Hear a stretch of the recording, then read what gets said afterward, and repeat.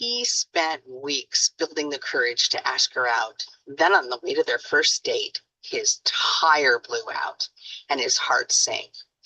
When his tire exploded, he thought the night was over. Would she think the worst? What happened next left him completely speechless. The story of the giant tow truck driver will be one they'll never forget. 30 minutes before the biggest date of his life, he heard his tire explode and thought he had just lost his only chance with her. Then an unexpected giant angel rolled up on 6 giant wheels. Sometimes heroes don't always wear capes. Sometimes they drive tow trucks and show up exactly when you need them. The first date $2 miracle. Welcome to Dream Builders Diaries, building dreams one story at a time. And I'm Jeannie Craft. Here at Dream Builders Diaries, we dive deep into the personal stories of entrepreneurs, artists, innovators, and everyday visionaries just like you. We believe that every dream starts with a story worth telling, and by sharing these stories, we aim to empower you to create your own dream and the story behind it. But before we get started, grab a paper and a pencil if you don't already have one. Inspiration, ideas, and dreams come and go very quickly. Jot yours down. Don't let them get away. One stranger's decision on a dark roadside changed the course of this young man's date night forever. The last person he expected to save his first date was a 6'5" tow truck driver with hands of steel and a heart of gold. I just really wanted to impress this girl. She was so pretty, long flowing hair, a diamond white smile, and the sweetness that reminded me a bit of my mom and my grandmother. I know it sounds a little corny, but the last 3 girls I had dated were less than what I would call home to mom about. One was very selfish. We never even really finished the first date. She left when she found out I was a master systems engineer and not an attorney. The other 2 I wasted money on dinner and a movie. Once they started talking, I knew they weren't for me. So this girl, I thought, maybe had some real hope. I had asked her out for a Friday night. I figured that would be the easiest for both of us with work and all. She told me she would be ready about 6 p.m. That worked well for me because I wanted to get home, shower, clean out my car, get an air freshener, and I had some emails to send for work. And then I was to pick her up. All was going according to plan. She genuinely seemed excited to spend the evening with me. We had discovered that we both loved hockey, and I had managed to get my buddy to get me a couple of Colorado Avalanche tickets. I had told her to dress warmly, although it had seemed warm during the day, but the temperatures had dropped significantly since we had last spoken shortly after lunch, and I knew it would be much colder once we got there. I felt myself getting a little excited too. That is when it happened. I was getting off the freeway when I heard a loud pop. My steering wheel instantly jerked to the right.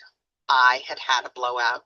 I managed to steer my car to the side of the exit where I would be relatively safe to evaluate what to do next.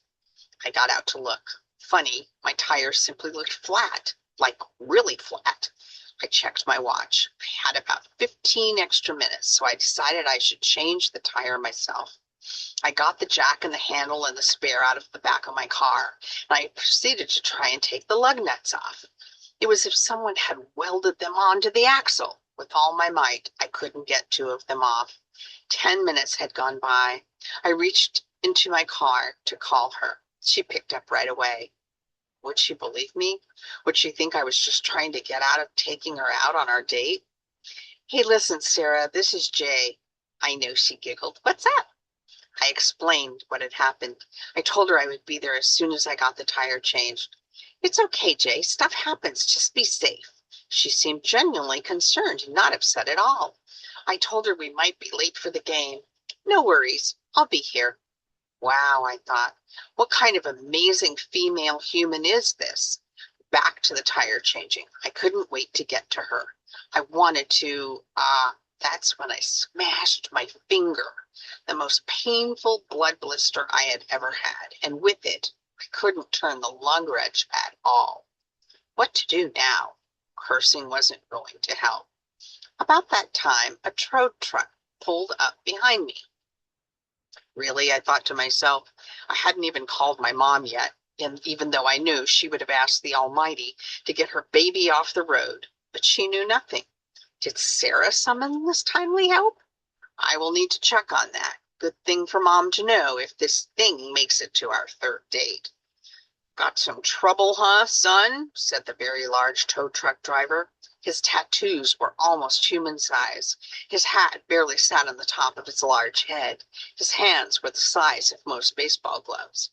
As a matter of fact, I said, as I got out of the car once again. I had returned to the driver's seat after smashing my fingers so as not to be crying on the side of the road. That is, if I was going to cry, and that is, if help was going to come.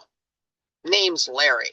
I am off, but I can't leave you here. Looks like you've got started changing it on your own. Pretty good try. Let me see if I can help. Within 5 minutes, he had both lug nuts off and was removing the wheel and the shredded tire. All the damage was from the inside. I hadn't seen anything like it. Larry? I ventured, hoping I had remembered his name correctly. What might have caused that? They just don't make tires like they used to. You don't have the most expensive kind, they'll just shred whenever. Larry worked like a master. He had the tire changed in a total of about 10 minutes. I suggest you get a new tire very soon. Your spare is not in great shape either, Larry said as he wiped his hands on his pant leg.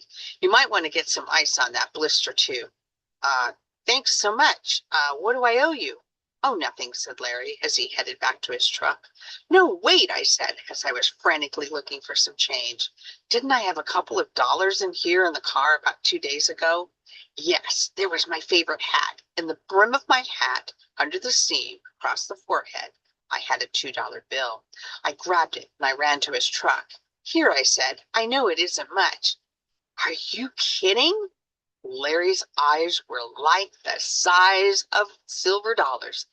I collect $2 bills. This is awesome. I keep a $2 bill in every one of my caps, and I have well over 400 of them. Larry was ecstatic. Wow, I do that too. Well, okay, all righty then, I said as I walked back to my car. I sat there for a moment and wondered again where he had come from.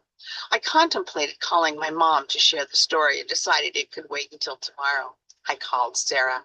Be there in 10 minutes. We missed the first 10 minutes of the game, but the Avalanche won 4-3, and we have made it to date number 3.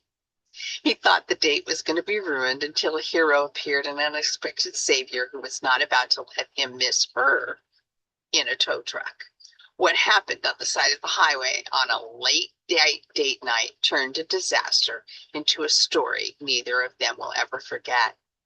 So to think about this, what's your biggest takeaway from our diary today? And how does this diary relate to how you implement your dream? Why this diary? Because this diary demonstrates the magic and beauty and awareness of timing. When we are aware of our needs, the Almighty can deliver right on time. And I also share this diary because this powerful diary also celebrates the virtues of how when someone believes in the power of helping others, it works in everyone's favor. Dreamers, believe in yourselves, be passionate, work smart, know your why, apply what you learn each day, and enjoy life, and always, always be kind. I want to leave you with this quotation. Little minds are tamed and subdued by misfortune, but great minds rise above it. By Washington Irving. Little minds are tamed and subdued by misfortune, but great minds rise above it. Washington Irving. Thank you so much to my son who shared this story with me, and also to Sarah and the great big truck driver, Larry. Special thanks to those of you who listen to Dream Builders Diaries regularly. I am grateful to you. The honor to spend time with you is all mine.